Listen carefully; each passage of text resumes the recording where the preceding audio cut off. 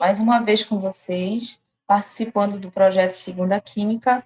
Hoje é a nossa aula de número 45 e o tema da aula de hoje é eletroquímica. Nesta aula, nós iremos abordar os objetivos, uma introdução à eletroquímica, revisão do número de oxidação, reações de transferência de elétrons, pilhas, um breve histórico, pilha de Daniel, potencial do eletrodo, medição dos potenciais e cálculo da DDP da pilha, equação de Nernst, corrosão e proteção de metais e algumas aplicações e exercícios propostos ao longo das aulas. Então, eu espero que vocês possam aproveitar bastante essa aula de hoje. E aí, gente, quando a gente fala em estudar eletroquímica, muitas vezes vocês ficam pensando, meu Deus, para que estudar isso? O que isso tem a ver com a minha vida, né? E aí a gente para pensar que o objetivo, né, do estudo da eletroquímica é compreender a relação entre a eletricidade e as reações químicas, bem como a aplicabilidade dessa relação em nosso cotidiano, a fim de que possamos nos tornar seres capazes de contribuir para a melhoria do meio em que vivemos. Então, muito a gente vai conseguir identificar dos conceitos de eletroquímica no nosso dia a dia. Por exemplo, aqui, né? Quem nunca viu uma pilha, quem nunca utilizou uma pilha, né? Um controle remoto, né? Parece que faz parte do nosso corpo, controle remoto, uma calculadora científica, né? Para a gente que é da área de exatas, a gente precisa bastante dessa calculadora. Relógio de pulso, bateria de carro, aparelho celular, então, é como se fosse o nosso sobrenome, né? Tem que ter. Assim como outros objetos, como por exemplo um automóvel enferrujado. Quem nunca passou por aí, né, por um ferro velho da vida e viu aí um automóvel todo enferrujado, uma ponte enferrujada? Conhece alguém que utiliza um marca-passo, por exemplo? Já viu algum barco enferrujado em alguma praia, algum mar por aí? E aqui no centro a gente também tem uma imagem, né, de uma planta aquática, né, que está produzindo bolhas de oxigênio. E o que está acontecendo aí? A fotossíntese, né? E a fotossíntese tem tudo a ver com o que a gente vai estudar agora, porque é uma reação de oxirredução, onde a clorofila usa a luz para produzir o oxigênio que está sendo liberado aí nessas bolhas. Então, tudo isso aí que nós vimos, né, tem alguma coisa em comum. E o que será, né? O que há em comum entre essas imagens que vocês acabaram de ver? O que que uma coisa tem a ver com a outra? São as reações de transferência de elétrons, a oxirredução. E essas reações de transferência de elétrons, essas reações fazem parte do campo de estudo da eletroquímica, que, segundo Atkins, 2012, a eletroquímica é o estudo da interação entre a eletricidade e as reações químicas, eletroquímica. A transferência de elétrons de uma espécie para outra é um dos processos fundamentais que permitem a vida, a fotossíntese, as células a combustível e a purificação dos metais. Em outras palavras, gente, a eletroquímica é o estudo da transformação da energia química em energia elétrica e da energia elétrica em energia química. O que nós vamos focar na nossa aula de hoje é o estudo da pilha, tá? Que no caso é um processo espontâneo em que se utiliza a energia química para gerar energia elétrica, não é verdade? A gente vai usar o controle remoto, a gente vai e coloca o quê? A pilha lá dentro para poder utilizar o controle remoto, né? Vai ouvir um joguinho do Remo, do Paysandu, né? Vai ouvir, aí pega um radinho de pilha, principalmente de mais antigos, né, que gostam, aí coloca o quê? A pilha lá dentro para utilizar a energia química para produzir energia elétrica. E é isso que nós vamos estudar na aula de hoje. Só que antes da gente entrar especificamente no conteúdo da aula de hoje, a gente precisa relembrar um pouquinho sobre número de oxidação, que é o NOx, né? Então, o número de oxidação de um átomo ou de uma substância é a carga real de um átomo se ele for monoatômico. De outra forma, é a carga hipotética assinalada ao átomo usando um conjunto de regras, isso aí segundo Brown. Então, em outras palavras, o NOx é a carga que o átomo teria se ele estivesse participando de uma ligação iônica. Vamos ver aqui algumas regras, né, para a determinação do NOx, que é o número de oxidação. Então, a primeira é no caso das substâncias simples, né, que cada átomo terá um NOx zero. Então, tá aí o exemplo, né, H2, N2, O2, o NOx vai ser zero. No caso de íons monoatômicos, o NOx será sempre a carga do íon. Então, Na+, o NOx vai ser mais 1, né? Porque o 1 não aparece, quer dizer que é mais 1. Cl-, então o NOx vai ser menos 1. Na grande maioria dos compostos químicos, ou íons poliatômicos, nós temos o NOx do oxigênio é menos 2 e o NOx do hidrogênio é mais 1. Qual é a exceção para o oxigênio? Nos peróxidos, H2O2, o NOx do oxigênio não vai ser menos 2, vai ser menos 1. Qual a exceção para o hidrogênio? Quando o hidrogênio está ligado a metais, o NOx dele passa a ser menos 1. E uma outra regra para a determinação do NOx é a soma dos NOxes de todos os átomos de qualquer espécie química neutra sempre será igual a zero. A soma dos NOxes em um íon poliatômico é igual à carga do íon, né? Então, aqui o exemplo, HCl, a soma vai dar zero. E do íon poliatômico, como a OH-, o NOx vai ser menos 1. E a última regra, alguns metais possuem NOxes fixos, como o NOx dos metais alcalinos, que é mais 1, dos alcalinos terrosos é mais 2, do alumínio mais 3, do zinco mais 2, da prata mais 1. Algumas regrinhas para NOx. E aí, vamos ver, por exemplo, aqui, né, a determinação do NOx desses íons monoatômicos, o sódio e o cloro, né? E aí você está vendo que o sódio, gente, né, o Na, ele tem um elétron na sua camada de valência, enquanto que o cloro tem 7 elétrons na sua camada de valência. Aí o sódio vai, dá bobeira, perde o seu elétron para o cloro. E aí que o sódio fica Na+, e o cloro fica Cl-, porque ganhou um elétron. O sódio perdeu um elétron, ficou positivo, e o cloro ganhou um elétron, ficou negativo. Então, o NOx do Na é mais 1 e do Cl- é menos 1. E aí, se eu tiver um composto molecular, por exemplo, aí o gás hidrogênio, né?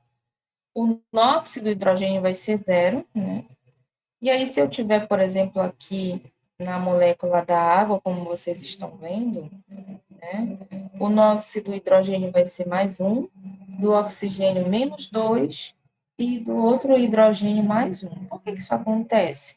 Porque o oxigênio é mais eletronegativo, então ele tende a puxar a nuvem eletrônica para ele, por isso ele fica com o NOx menos 2, enquanto que os hidrogênios ficam com o NOx mais 1.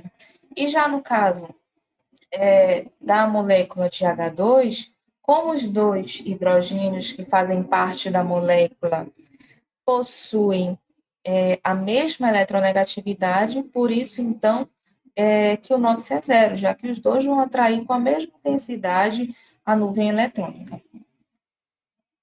E aí, gente, vamos analisar um caso aqui de oxirredução, onde a gente vai determinar o NOx de outros elementos químicos que a gente não conhece, tá bom? Deixa eu só baixar logo aqui para a gente analisar com calma. Olha só, aí ele quer saber só, qual será o NOx do manganês no permanganato de potássio? O NOx do manganês no permanganato de potássio. E aí que a gente sabe que o NOx do potássio é mais 1, né? E que o do oxigênio é menos 2, mas a gente não sabe qual é o NOx do manganês. Então, por isso que a primeira etapa é você escrever o número de oxidação de cada átomo conhecido, que é mais 1 do potássio e menos 2 do oxigênio. Mas o manganês a gente não sabe, então a gente coloca X. A segunda etapa, você vai multiplicar o número, né, de oxidação de cada elemento pelos seus índices, pelas quantidades, né? E depois você vai somar tudo e igualar a zero. E aí o que vai acontecer? Como a gente só tem um potássio, então fica uma vez mais um. Mas, como a gente só tem um manganês, então fica uma vez o NOx do manganês. Mas, aí sim, a gente tem 4 oxigênios, né? O4, a gente tem 4 oxigênios. Então, é mais 4 vezes o NOx do oxigênio, que é menos 2, né? E aí, fazendo esse cálculo, vai ficar 1 mais NOx do manganês, menos 8, e fazendo os ajustes no cálculo matemático, vai dar mais 7, e aí foi descoberto o NOx do manganês. E aí, trazendo um exemplo prático, né? A gente pode colocar como um exemplo de uma reação de transferência de elétrons, que é a oxirredução, a adição do zinco metálico ao ácido clorídrico, né? Você pega zinco metálico, adiciona ácido clorídrico. E o que vai acontecer? Uma reação de oxirredução. Mas o que seria essa reação de oxirredução? Seria uma reação de transferência de elétrons, onde uma espécie vai perder seus elétrons e outra espécie vai receber, vai ganhar. Não esquece disso, que para ocorrer uma redução, tem que ocorrer uma oxidação, e vice-versa. Para ocorrer uma oxidação, tem que ocorrer uma redução, né? Não existe um separado do outro, sempre vão existir os dois. E aí, nesse caso que vocês estão observando aí, nós temos o zinco e nós temos o hidrogênio. No caso do zinco, observa aí a reação, a semi-reação. O NOx do zinco, antes da setinha, ele era zero. Depois, ele passou para mais 2. Isso significa que ele perdeu 2 elétrons, né? E com isso, a gente diz que essa semi-reação é de oxidação. O zinco oxidou, ele perdeu seus elétrons. E se ele perdeu, alguém ganhou. E quem foi que ganhou? O hidrogênio. E aí você pode observar no NOx do hidrogênio. Por isso que é importante estudar NOx, né? Porque o NOx do hidrogênio, antes da setinha, é mais 1, e depois é zero, que a gente acabou de ver. Então, o NOx diminuiu, né? E aí, quando o NOx diminui, significa que ele ganhou elétrons, e aí ocorreu um processo de redução. Então, não esquece, quando o NOx aumenta, ocorre oxidação, perda de elétrons. E quando o NOx diminui, ocorre redução, ganho de elétrons, tá? Vamos ver mais na frente outras situações assim. Só para fixar bem, né, na tua cabecinha aí. Oxidação ocorre quando o elemento perde elétrons, cujo NOx aumenta dos reagentes para o produto. E tem mais um exemplinho aí, que é do ferro. Veja bem, o ferro sólido, o NOx era zero, e depois da setinha passou para mais 2. Ora, de 0 para mais 2, o NOx aumentou. Se aumentou, sofreu oxidação. Se ele sofreu oxidação, ele vai provocar no outro uma redução.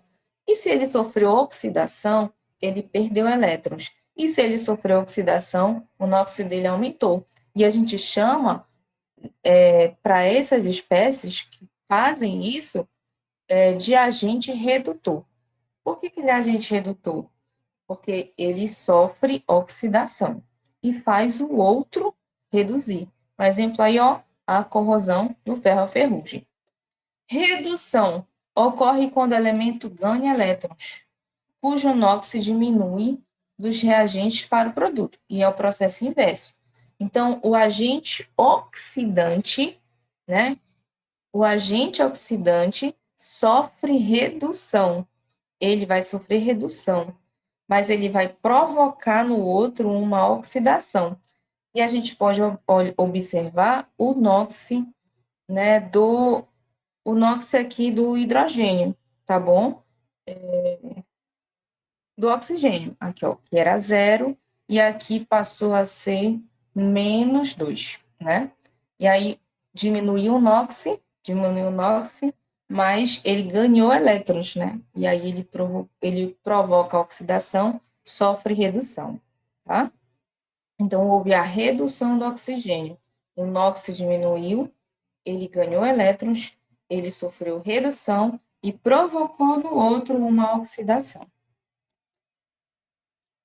E aí, então, entrando no conteúdo da nossa aula, né, pilhas ou células galvânicas, vamos ver um pouquinho sobre o histórico, né?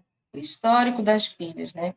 As pilhas e baterias são dispositivos nos quais uma reação espontânea de óxido-redução, olha aí, produz corrente elétrica. Então, agora você já sabe que essas reações em que a transferência de elétrons, né, um perde, outro ganha, acontece aonde? Dentro da pilha. E essas reações é que vão produzir a corrente elétrica, né? E aí, quem foi o primeiro a falar sobre a ideia da pilha foi justamente o Luigi Galvani. Por isso que as pilhas são chamadas de células galvânicas, por causa do Galvani, né? O Luigi Galvani, ele era assim, médico, biólogo, né? E ele estava lá dissecando uma rã, você está vendo aí na imagem, ele estava dissecando a rã, e aí na hora que ele foi, que entrou em contato, né, o músculo da rã com os metais que ele estava utilizando, ela contraiu o músculo, mesmo ela estando morta. Aí ele pensou, tem uma força vital aqui dentro desse animal, que na verdade era uma diferença de potencial entre os metais que ele estava utilizando lá para dissecar a rã. E aí, desde aí já começou, né, a ideia então dessa energia, né, da pilha. E aí, depois dele, veio uma outra pessoa importante, que foi o Alessandro Volta. E aí sim, o Alessandro Volta, olha o que ele fez. Ele empilhou discos de zinco e de cobre. Por isso o nome pilha, por causa do Volta, que ele empilhou. Ele pegou vários discos de cobre e de zinco, né? Ele empilhou os discos e entre os discos, que são de metais diferentes, né? Ele colocou um algodão, um feltro assim, embebedado com uma solução condutora, né? Essa solução é uma solução condutora. E aí que ele ligava lá com uma lâmpada e aí passava a corrente, e enquanto estivesse passando a corrente, a pilha estaria funcionando. E aí o modelo do Volta, ele foi aperfeiçoado pelo Daniel, né? Que é a pilha de Daniel. E aí, gente, que essa pilha é a que a gente mais estuda, não é a única que temos, não é a mais moderna, mas é a que a gente estuda. E aí a pilha de Daniel já é um pouco mais elaborada. Ele pegou dois metais diferentes também, ele pegou as placas desses metais e ele adicionou as placas em uma solução desses próprios metais. E aí, cada compartimento desse, ele chamou de semicela. E aí a gente forma dois eletrodos, que é o eletrodo de zinco e o eletrodo de cobre. E externamente, ele colocou um fio, né, ligando uma placa até a outra, onde ocorre a passagem dos elétrons. E se você for olhar na parte interna, as duas semicélulas também se ligam através de um tubo em formato de U, tá? Esse tubo aí é chamado de ponte salina, e ele é responsável por manter o equilíbrio dessa pilha, tá? O equilíbrio químico da pilha. Vamos olhar aqui uma outra imagem que vai mostrar melhor para você. Ó, nós temos aqui então, do lado esquerdo, uma placa de zinco dentro de uma solução que contém o íon zinco 2+, e do lado direito a gente tem uma placa de cobre dentro de uma solução que tem os íons cobre 2+, que é o sulfato de cobre, tá? E aí, essas placas estão ligadas através de um fio, né? Condutor, tá ali a lâmpada.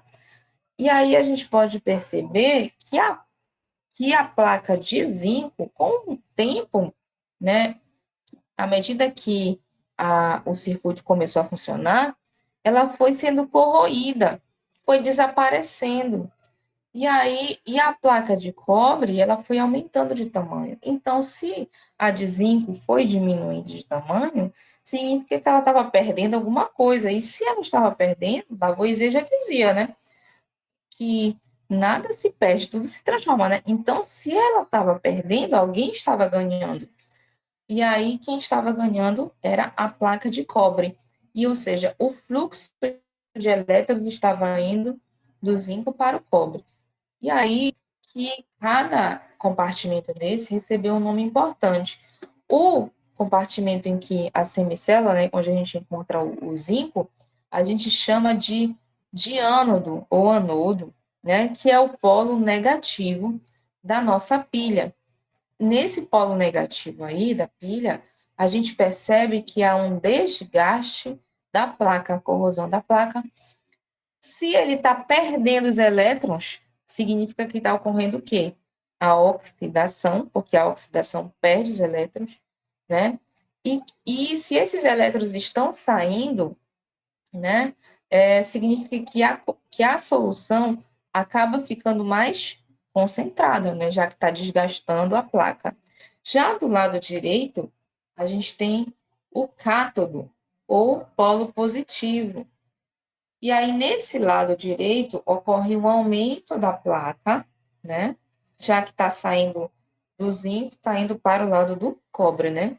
Ocorre se o zinco está perdendo seus elétrons, o cobre está ganhando. Os elétrons, eles chegam até a solução e eles reduzem o cobre 2+ a cobre. E é ele que vai aumentar o tamanho da placa. E ocorre, então, a diluição da solução, tá? Aí é importante você atentar para a ponte salina, que ela vai manter o equilíbrio da nossa pilha, tá? Porque já que os elétrons estão saindo, gente, do, do ânodo, já que esses elétrons estão saindo do ânodo, né, a solução está precisando, né, de carga negativa. Então, o Cl-, que é o ânion, ele vai para onde? Para o ânodo, para compensar a carência desses elétrons que saíram.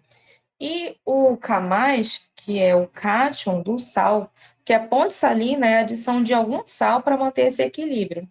E aí, o K+, né, que é o potássio, o íon potássio, ele vai para o lado do cátion, do cátodo. O cátion vai para o lado do cátodo, que é justamente para manter o equilíbrio já, né, que o elétron está saindo do outro polo e está indo em direção a esse.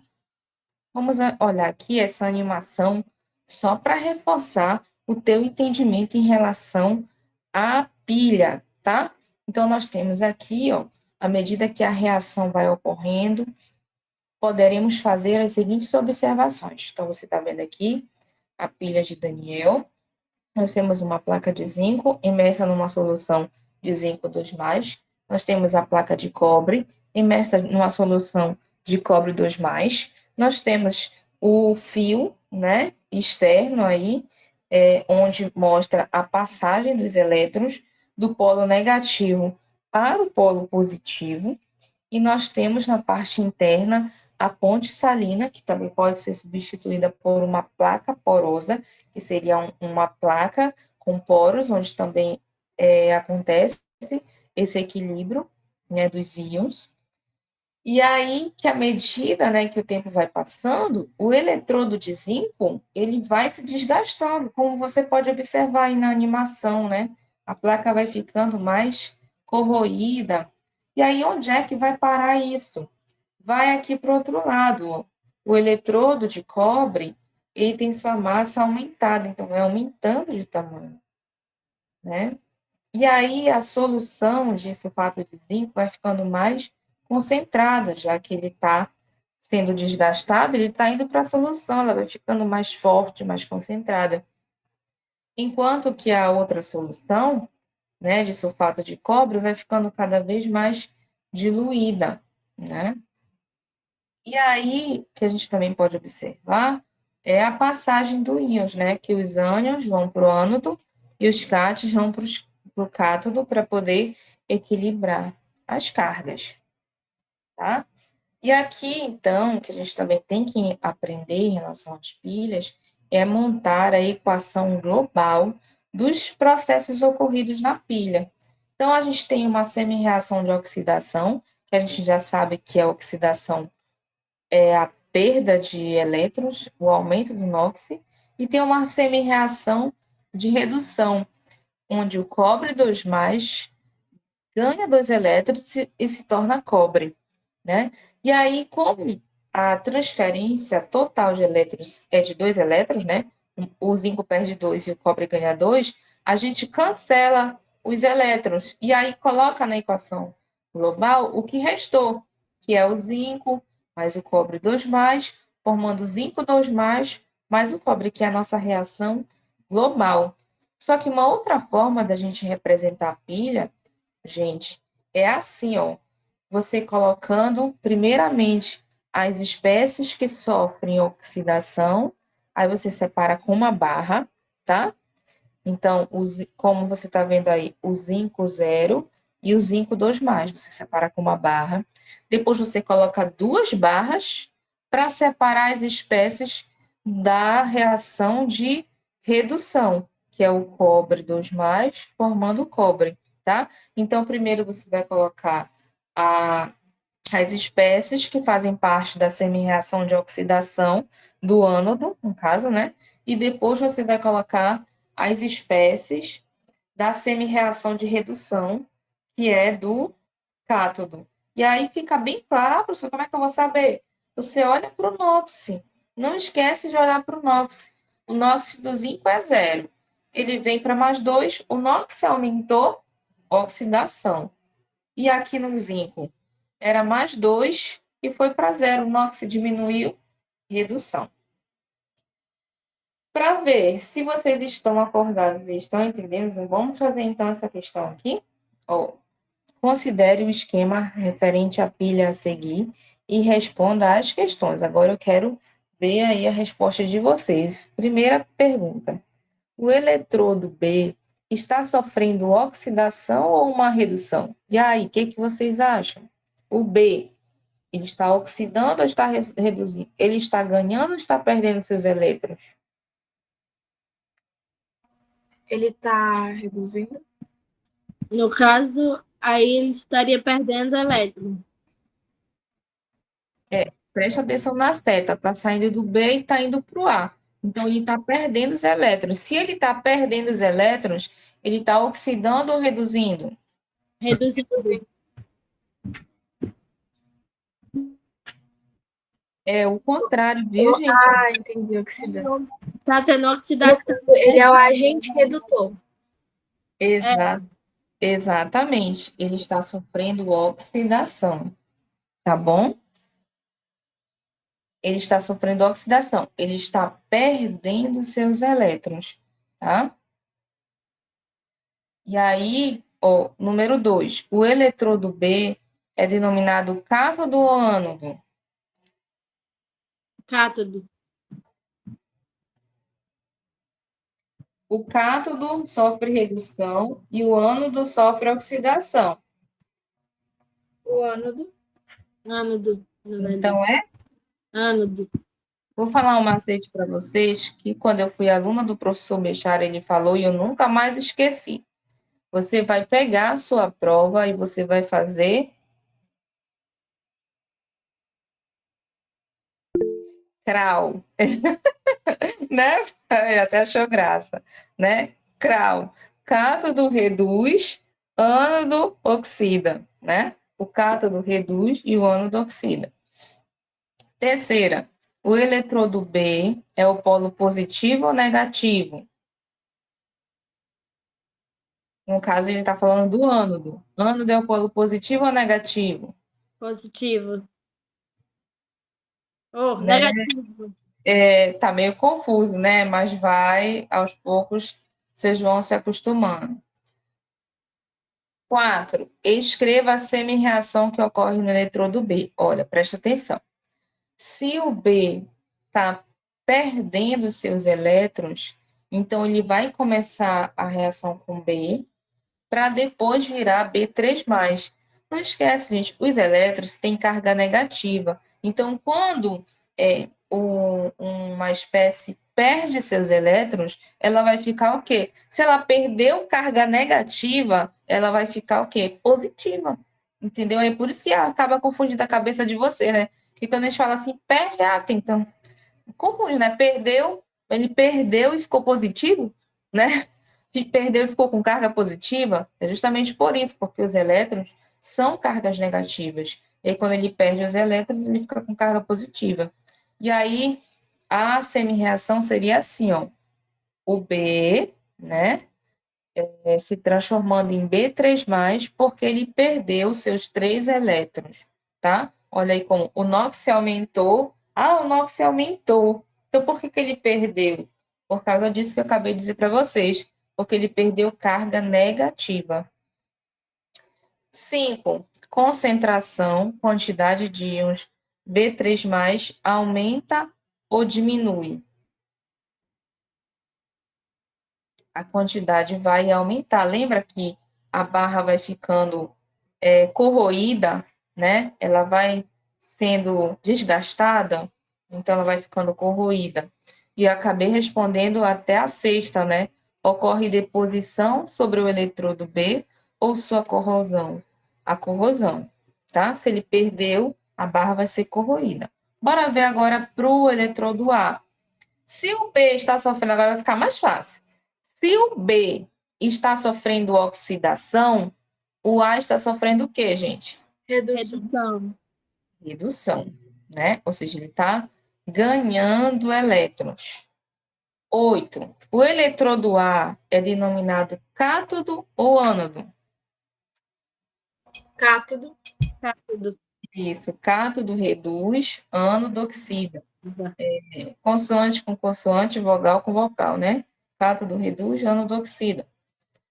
Então, ele é o cátodo. O eletrodo A é o polo positivo ou negativo? Positivo. Positivo.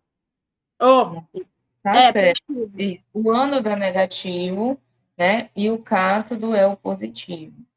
Aí escreva a semi-reação. Aí tem que lembrar da semi-reação. Nesse caso, ele está ganhando elétrons, tá bom? Então, se ele está ganhando, o NOx dele vai diminuir, né? E aí ele vai começar com o A2+, e depois da seta que vai ficar o A. Assim, ó, tá bom? Então, o íon A2+, vai receber 2 elétrons, né? E vai se transformar em A. A concentração, quantidade de íons A2+, aumenta ou diminui? Diminui, tá bom? Porque ele vai se concentrar todo lá, os elétrons vão migrar todo para a placa, né? E com isso, o que vai acontecer com a placa do eletrodo A? Ela vai aumentar ou vai diminuir? A primeira foi corroída e a segunda vai Ter a deposição. Vai ter deposição, é aumentar de tamanho.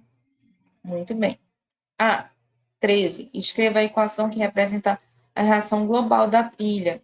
Eu coloquei aqui para vocês, já de forma direta, a equação global. Só quero explicar para vocês entenderem. O que foi feito aqui é que a gente multiplicou pelas cargas trocadas. Por quê? O NOx do A é 2, né? Então, foi envolvido a transferência de 2 elétrons. E do B é 3 elétrons. Só que não pode ficar diferente. Então, a primeira equação, né, que tem o NOx 3, a gente multiplicou por 2. E a segunda, que tem o NOx 2, a gente multiplicou por 3, porque assim ficam 6 elétrons envolvidos nas duas e dá para cancelar, cortar os ser de cima com os ser de baixo, tá? E aí o resto que sobrar, a gente só copia embaixo, tá? E aí tá pedindo para fazer, eu já baixei aqui para você ver, a notação oficial que representa a pilha. Então, não esquece, quando você for representar a pilha de forma oficial, você vai escrever primeiramente as espécies que sofrem oxidação e, posteriormente, as espécies que sofrem redução, tá bom? Então, do B para o B3+, o NOx aumentou, sofreu oxidação ou redução? Ele oxidou. Oxidação, isso. E do A, que era o NOx era 2+, e passou para 0, o NOx aumentou ou diminuiu? Diminuiu. Se o NOx diminuiu, sofreu oxidação ou redução? Redução. Redução, muito bem. E aí, a última pergunta, né? A pilha é um processo espontâneo ou não espontâneo? É um processo espontâneo. Depois da nossa aula, vocês vão ter aula do professor Silber, né? E aí vocês vão estudar eletrólise, que é um processo não espontâneo, que é o contrário da pilha, tá bom? Mas a pilha é um processo espontâneo. Vamos prosseguir, né? Que o tempo já está voando. E vamos ver aqui um pouquinho sobre o potencial do eletrodo, né? Ao conhecer a pilha de Daniel, você pode se perguntar: como prever se um eletrodo vai se oxidar ou não? Gente, como é que eu vou saber se um eletrodo vai sofrer oxidação ou redução? A gente vai saber através do voltímetro. O voltímetro é um aparelho que vai medir a DDP da pilha, ou seja, a diferença de potencial da pilha ou a força eletromotriz. Então, o potencial do eletrodo é a grandeza que mede a capacidade que o eletrodo possui de sofrer oxirredução. Em outras palavras, a gente tem várias espécies químicas. Algumas têm uma tendência de perder e outras têm uma tendência de ganhar. O potencial do eletrodo é essa tendência aí que ele tem. Aí como é que eu vou saber se ele tem o potencial do eletrodo, ele tem uma tendência de reduzir ou ele tem uma tendência de oxidar? Através do aparelho aí que é o voltímetro, é ele que vai medir. Mas para começar essa medição, foi necessário se estipular um valor padrão, tá? Que a gente vai ver já. Próximo slide. Mas antes disso, dá só uma olhadinha aqui comigo, ó.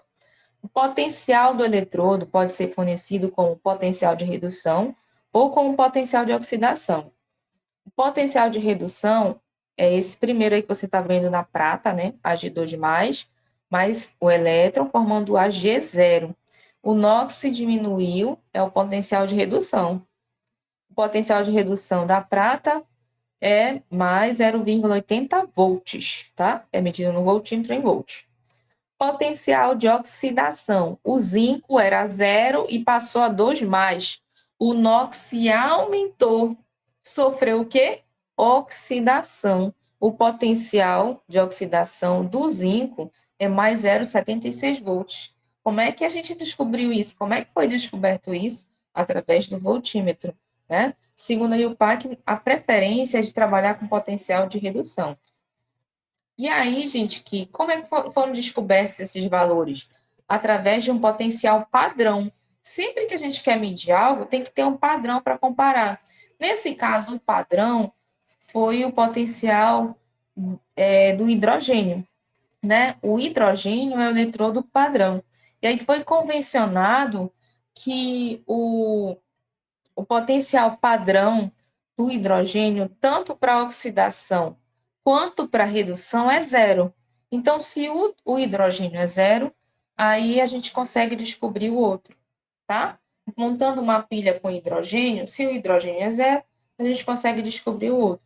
Você pode observar aqui nessa aparelhagem que nós temos a presença da platina, né, nessa estrutura. Mas a platina ela não vai interferir, tá bom? É só o local onde vai acontecer a reação. Vamos olhar aqui uma pilha, onde a gente tem o zinco, e tem o hidrogênio. Como o hidrogênio é o nosso eletrodo padrão, e a gente já sabe que o potencial dele é zero, então a gente consegue, com o voltímetro, descobrir o potencial do outro, né? Porque o valor que der vai ser do outro. E aí, colocando o voltímetro aqui nessa pilha que foi feita, com o zinco e o hidrogênio, lá no voltímetro deu 0,76. Então, a gente já sabe que esse valor é o potencial padrão do zinco. E deu negativo. Mas por quê? Vamos olhar aqui no cálculo. O cálculo do ΔE da pilha, o ΔE é a diferença de potencial, é o DDP. É a mesma coisa, viu, gente? Você pode ver DDP, pode ver ΔE, é a diferença de potencial. O cálculo do ΔE é o potencial de redução do cátodo menos o potencial de redução do ânodo. Lembrando que o cátodo reduz e o ânodo oxida. Então, a diferença de ADDP é o potencial de redução menos o potencial de oxidação. Tem várias formas de você calcular. E aí, substituindo o valor que foi encontrado no voltímetro, que é 0,76, a gente considera aqui o potencial de redução do hidrogênio menos o potencial de redução do zinco. Aí a gente sabe que o hidrogênio é zero, porque foi estipulado, né? Convencionou-se assim. E aí a gente só fica querendo descobrir o do zinco. E aí, na hora de fazer os ajustes matemáticos, a gente descobre que o potencial de redução do zinco é menos 0,76, tá bom? E aí que a gente tem o potencial padrão do hidrogênio, que é zero, e o potencial do zinco, que é menos 0,76. O eletrodo com maior potencial de redução, ele tem maior facilidade de sofrer redução. Então, entre o hidrogênio e o zinco, o potencial de redução do hidrogênio é zero. O potencial de redução do zinco é menos 76. Quem é que tem o maior valor? Menos 0,76 ou zero? Qual é o maior? Zero. Zero. Então, o hidrogênio ele tem uma maior tendência de sofrer redução, de ganhar elétrons, do que o zinco. Na briga lá, na disputa do hidrogênio e do zinco, quem é que vai ganhar é o hidrogênio, porque ele tem uma tendência maior de receber os elétrons, de sofrer redução. Isso tem a ver, vocês podem dar uma olhadinha, com a reatividade dos metais. Dá uma olhadinha depois na lista, né, naquela tabela de reatividade dos metais. E aqui eu trouxe para vocês uma tabela que mostra vários potenciais de redução, só para você observar, né, que foi tudo medido através do voltímetro, né? Então tem vários aí potenciais de redução. Aí quanto maior for o potencial de redução, maior a tendência que a espécie tem de sofrer redução, ou seja, de ganhar os seus elétrons. E quanto menor for o valor, né? Quanto mais negativo for o valor, menor for o valor, menor a tendência dele sofrer redução, ou seja, se ele não sofrer redução, ele vai sofrer o quê? Oxidação, né? Então, vamos olhar aqui um exemplinho. Ó, numa prova prática, foi solicitado a um aluno que escolhesse dentre 3 frascos metálicos de alumínio, ferro e cobre, qual ou quais deles poderiam ser usados para guardar uma solução aquosa de ácido clorídrico. Diga qual seria a escolha mais acertada e justifique sua resposta. Então, olha, ele está comparando aqui o alumínio, o ferro e o cobre. Aí você olha o potencial, né? O potencial aqui de cada um deles. O potencial do eletrodo de alumínio, o do ferro e o do cobre. E aí, quem é que tem a maior tendência de sofrer redução? Qual é o maior? O cobre. O do cobre. Então, ele tem que escolher qual? O cobre. Porque como ele não vai sofrer, como ele tem o maior potencial de redução, ele não vai ser corroído pelo ácido, né? Não vai corroer o material, tá? Então, é basicamente assim que você tem que raciocinar. Vamos dar uma olhadinha rápida aqui, que o tempo está voando, né? Aqui, olha, qual é o valor? Aqui também é DDP, tá? Para a célula representada. Aí tem uma célula aqui, tá mostrando prata, magnésio, formando prata e magnésio 2+. E aí ele mostrou a reação global e ele mostrou as semi-reações. Aí tem a semi-reação da prata, né? E tem a semi-reação do magnésio. Do jeito que está, se você olhar para os potenciais padrões, você não sabe se quem é que oxida e quem que reduz. Mas quando você olha para os potenciais, você sabe, porque quem é que tem o maior valor? É o AG ou o MG? O AG. O AG. Então, se ele tem um maior valor, a tendência dele é de sofrer redução. Se ele vai sofrer redução, o outro vai sofrer oxidação. Aí, eu até coloquei aqui a fórmula para vocês. Você vai colocar, então, para você calcular a DDP, você vai pegar o potencial de redução, que você já sabe que é mais 0,80, né? Menos o potencial de oxidação. Só que quando você faz essa subtração aí, menos com menos dá mais, e aí o resultado vai dar positivo, que é a letra A, tá? Você já, por isso que é importante você interpretar, né? Porque você já sabe que o valor vai dar positivo, justamente porque a DDP da pilha, ela tem que dar positiva, porque se der igual a zero, significa que a pilha parou de funcionar. E se der um valor negativo, já não é mais um processo espontâneo igual da pilha, já vai ser eletrólise, que já é outro assunto. Vou pular esse aqui por causa do tempo. E vamos olhar esse exemplo aqui, ele é bem importante. Vamos dar uma olhadinha rápida nesse exemplo aí. É parecido com outro, só que tem um textinho maior.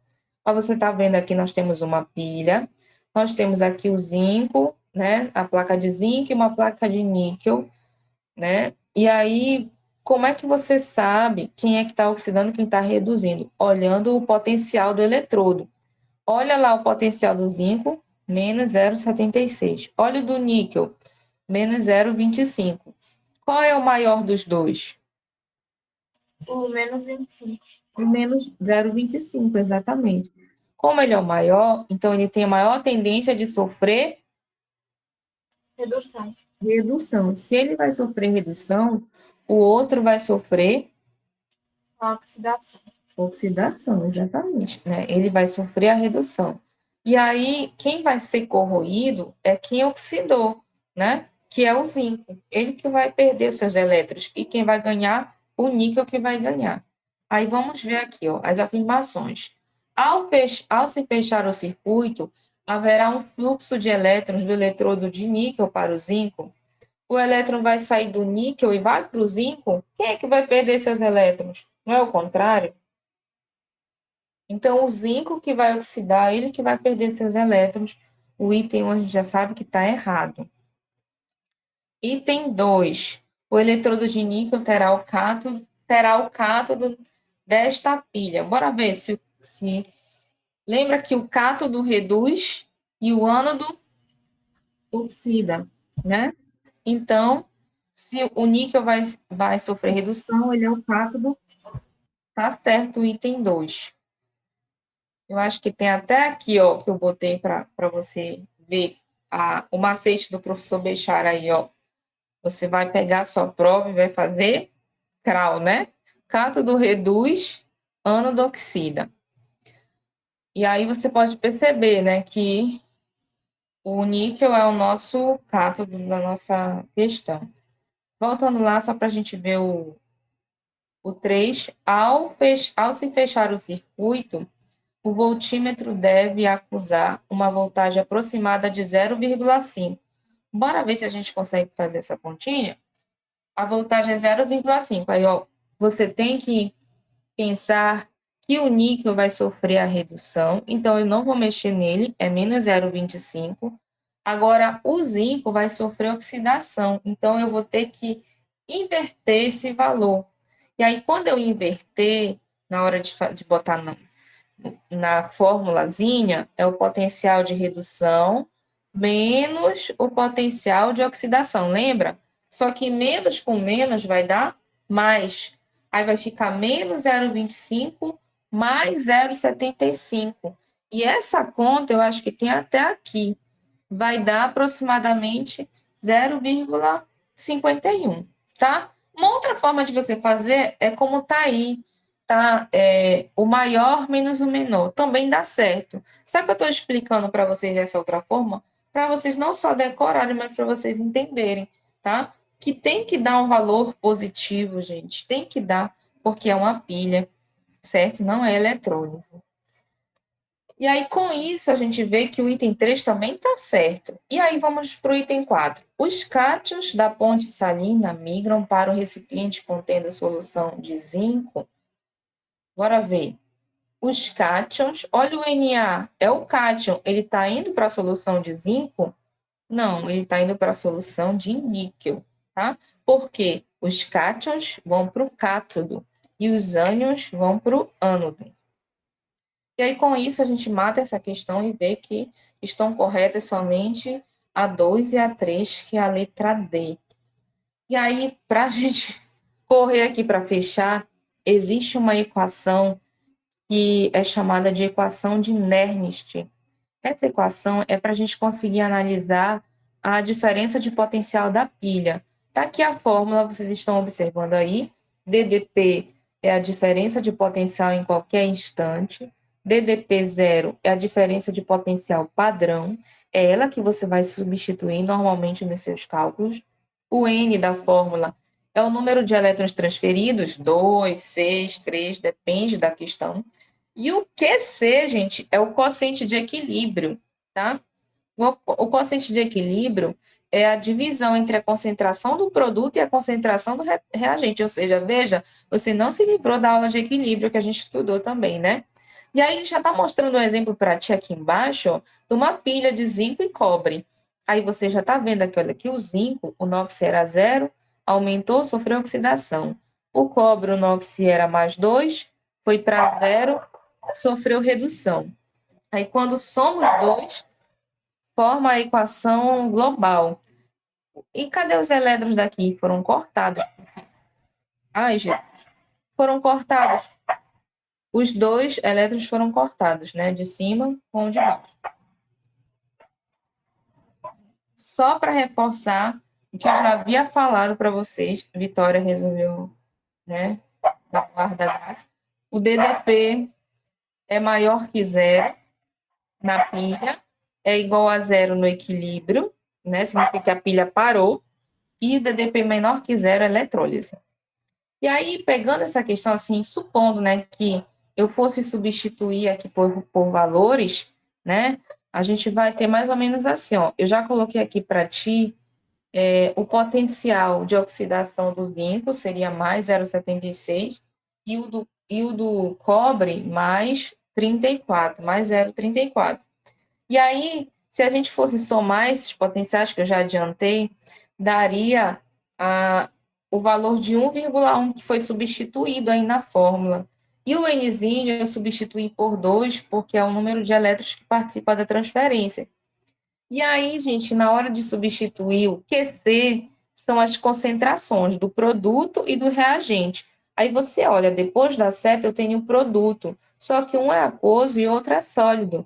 E aí, para quem assistiu minha aula de equilíbrio químico, sabe que as substâncias no estado sólido não vão participar da reação. Então, você esquece esse cobre aí no estado sólido.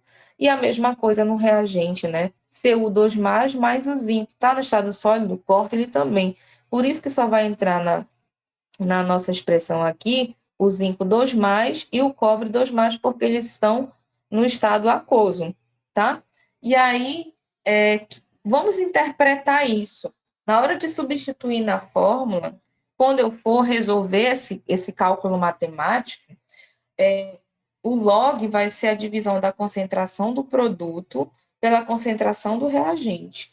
À medida que eu aumento o meu produto, né, deixa eu até colocar aqui, ó, que eu aumento o meu produto, eu vou aumentar esse valor, né? Porque é o numerador, então se está crescendo, quando eu for dividir, vai ficar cada vez maior, se eu aumentar o produto. E aí, se isso ficar cada vez maior, vai chegar uma hora que, quando eu for subtrair 1,1 menos um valor cada vez maior, isso vai dar zero e a pilha vai parar de funcionar. Agora, se eu aumentar o denominador, aí não, já é o contrário, né? O valor vai ficando cada vez menor e quando for subtrair, ainda vai dar um valor positivo. Então, é interessante isso para a gente entender o funcionamento da pilha, né, da DDP. E aí, vamos olhar uma questão para a gente tentar colocar basicamente assim o conceito, né, em prática. Oh, segundo Walter Nernst, físico alemão, contribuiu significativamente para o desenvolvimento da físico-química moderna. Entre as suas contribuições está a importantíssima equação de Nernst, que é utilizada para determinar, para que serve a equação de Nernst? Letra A. A DDP é utilizada para determinar a DDP de uma pilha em um dado momento de seu funcionamento. A massa final de produtos de uma eletrólise, o volume de um gás produzido em uma eletrólise, o potencial de redução de um metal. Qual seria, gente? Letra D, de Deus. Noemi falou, não foi? Quem mais? A letra D eu já digo que não é, porque potencial de redução de metal é medido a partir do potencial padrão, que é o hidrogênio, né? Então seria a letra A de amor também. Exatamente, é a letra A DDP de uma pilha, né, em um dado momento de seu funcionamento. A diferença de potencial em um dado momento de seu funcionamento. É para isso que serve a equação de Nernst, para você saber até que ponto essa pilha está funcionando. E não pode ser a B nem a C, porque isso é lei de Faraday e você vai estudar depois, lá na aula de eletroquímica, tá? Vou pular esse exemplo também, depois vocês vão ver com calma. Vamos só para a gente fechar, né, que já está no limite aqui. Vamos ver só um pouquinho sobre a corrosão e proteção dos metais. Gente, é o seguinte, basicamente, a corrosão é a deterioração de metais pelo processo eletroquímico que ocorre na reação de óxido-redução. Quem nunca viu, né? A corrosão. Várias coisas, eu mostrei lá no início, né? Várias coisas que começam a enferrujar. Por que isso acontece? Devido à reação de óxido-redução, né? Alguém acaba perdendo seus elétrons. Quem é que perde seus elétrons? Quem é que oxida? É o ferro. Por exemplo, quando você usa uma palha de aço para lavar uma louça lá, e deixa lá um tempinho, quando você vê, ela já está toda, né, toda assim, já de outra cor, se desmanchando. O que aconteceu aí? Foi uma reação de oxirredução. E para O Bombril também entraria nesse pacote aí também, né? isso, exatamente, né? O bombril, a palha de aço, né? Acaba sofrendo uma corrosão. A gente vê um monte de grade enferrujada por aí. Por que que acontece isso, esse processo, essa corrosão? É devido à presença de duas coisas importantes: a água e o oxigênio, tá? Para o ferro sofrer corrosão, tem que ter água e tem que ter oxigênio, tá? Os dois juntos. Mas aí se for no ar? O ar tem umidade, né? Então tem oxigênio e tem vapor d'água e aí vai ocorrer o processo de ferrugem. E aí o que acontece, gente, por exemplo, em algumas situações, você pode ver em materiais que eles não podem sofrer corrosão, e aí um navio, por exemplo, eles adicionam um metal que eles chamam de metal de sacrifício ou eletrodo de sacrifício. Para não corroer o ferro, eles usam outro metal que ele vai oxidar no lugar do ferro, para proteger o ferro. Por exemplo, você está vendo aí, entre o zinco e o ferro, quem é que tem o maior potencial? Quem é o maior valor? O menos 0,44 ou menos 0,76? Qual é o maior? Oxidar? Não, quem é o maior valor? Ah, o menos 44. 0,44. 0,76? O 76 é o menor, né? Ah, é, o 44 é o maior, verdade. Isso. Né? E aí, ó, ou seja, então, quem vai sofrer a oxidação vai ser o zinco no lugar do ferro, para proteger o ferro, tá bom? Assim como, por exemplo, aqui, olha, nesses tanques de aço, contendo combustível, eles adicionam placas de magnésio para proteger esses tanques, tá? Porque aí o magnésio ele vai sofrer a oxidação, ele vai ser o metal que vai se sacrificar para proteger o outro. Bora olhar rapidinho aqui, ó. Vamos olhar aqui, ó. Por exemplo, qual ou quais dos metais poderiam ser utilizados para proteger o encanamento de cobre? Olha, você está vendo? O potencial do cobre é mais 0,34. Então, quem é que vai oxidar no lugar do cobre? Alguém que tem um potencial menor do que o dele. Quem é que vai ter o potencial menor do que o dele que vai oxidar no lugar dele?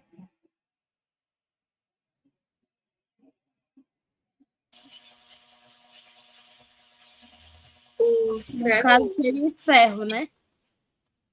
Ou O zinco. ferro, por exemplo. Então, entre o cobre e o ferro, quem é que vai enferrujar primeiro? O ferro, né? E entre o cobre e os outros, quem é mais? Tem mais O alguém? número 1 também. O número 1 também, exatamente. Agora, a prata não, olha aí, a prata, ela já perde, ela já ganha do cobre, né? E aí, a resposta certa seria 1 e 2. Vou passar esses exemplos, infelizmente, por causa do tempo. E aí, aqui, depois vocês vão olhar com calma algumas aplicações para vocês verem assim como esse assunto é importante, é legal, mas o tempo é muito curto, então eu aconselho vocês a estudarem mais sobre isso, a lerem. Por exemplo, essas pilhas em miniatura, elas são tão importantes, são utilizadas em aparelhos muito pequenos, como, por exemplo, aparelhos auditivos, né, equipamentos médicos, precisam dessas pilhas em miniatura, que a importância da bateria de um carro, que antigamente para dar partida tinha que ser no empurrão, hoje não precisa mais disso. A célula combustível também é um outro tipo de pilha super, super importante, né? Que usa água para gerar energia elétrica, né? Uma energia limpa, né? As pilhas e baterias que a gente tanto utiliza na nossa casa para várias coisas, né, as baterias do nosso computador, da câmera fotográfica, do celular. E aí é bom dar uma atenção para o descarte também desse material, né? Sabendo que as únicas pilhas que podem ser descartadas no lixo comum são as pilhas alcalinas, porque elas não têm metais pesados.